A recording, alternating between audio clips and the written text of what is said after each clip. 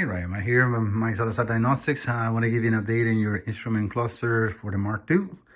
I have finished the speedometer.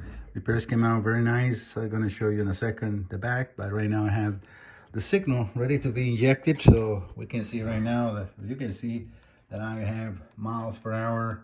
I'm going to increase it slowly because my novice takes a little time to pick up. Just give me 1 second. I'm trying to change that speed in there. You see I'm spinning, but it doesn't move. It takes like, now it's moving. All right, so you can see that we are definitely getting a speed, and it's nice and smooth. I can go up and down.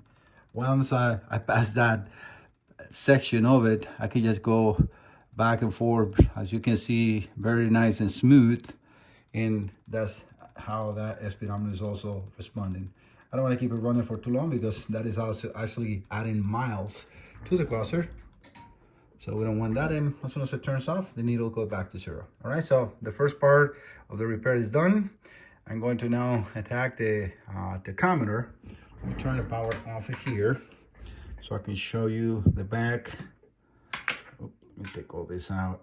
Those are just needles that my connections for the test.